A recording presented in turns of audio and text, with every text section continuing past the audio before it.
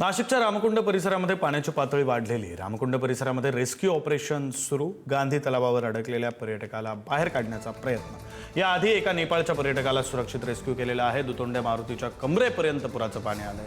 गोदा घाट परिसरातील अनेक छोटी मोठी मंदिरं पाण्याखाली गेली आहेत, तर गोदा घाट परिसरातील टपऱ्या दुकानं काढून घेण्याच्या सूचना देण्यात आलेल्या आहेत. नाशिकमध्ये रात्रीपासून पावसाची संततधार सुरूच आहे. सविस्तर आणि लाईव्ह तपशील आपले प्रतिनिधी किरण ताजने आपल्याला देतील. किरण,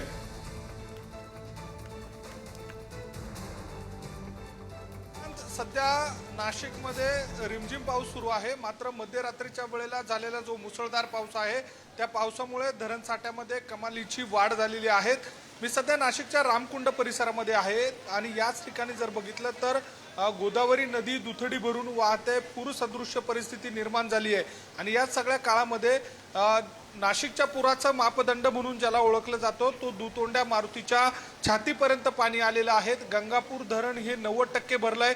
धरणातनं देखील मोठ्या प्रमाणात विसर्ग केला जातोय आणि यामुळे सोमेश्वर धबधबा देखील ओसंडून वाहतोय आणि त्या पाठोपाठ आता गोदावरी नदीच्या पाणी पातळीमध्ये सुद्धा वाढ झालेली आहे. दारणा धरण जवळपास 85% भरलंय आणि त्या ठिकाणाहून सुद्धा विसर्ग केला जातोय.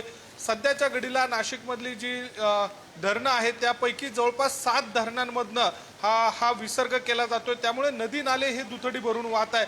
आता सध्या जर बघितलं तर रामकुंड परिसरातली जी छोटी मंदिरं आहेत ती सुद्धा पाण्याखाली गेलेली आहेत.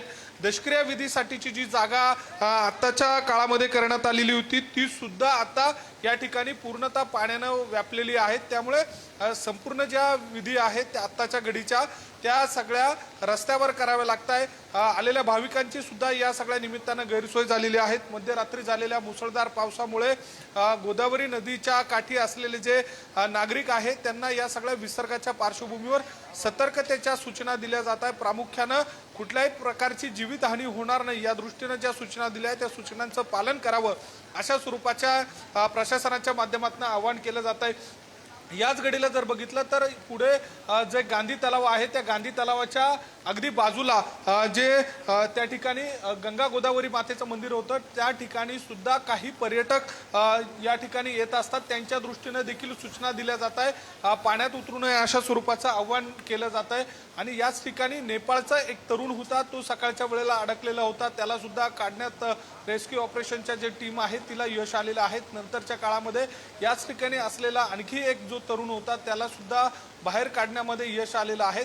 एकूणच गोदावरी नदीची पाणी पातळी जी आहे ती मोठ्या प्रमाणात वाढली आहे आणि या सगळ्या काळामध्ये पोलिसांच्या माध्यमातून सुद्धा या ठिकाणी बंदोबस्त ठेवला जातोय. येणारे जाणारे जे पर्यटक आहेत किंवा भाविक आहेत किंवा अन्य जे व्यक्ती आहेत विधीसाठी आलेले आहेत त्यांना सुद्धा सूचना दिल्या जात आहे. त्यांना सुद्धा या ठिकाणून हटकवण्याचं काम जे आहे ते केलं जात आहे. एकूणच गोदावरी नदीची पाणी पातळी वाढलेली आहे आणि या पाणी पातळीच्या वाढलेल्या पार्श्वभूमीवर ज्या सूचना प्रशासनाच्या माध्यमातून दिल्या जात आहे त्याचं पालन करण्याचं आव्हान या सगळ्या निमित्तानं केलं जात आहे. विक्रांत, धन्यवाद किरण दिलेल्या या सविस्तर तपशिलांसाठी.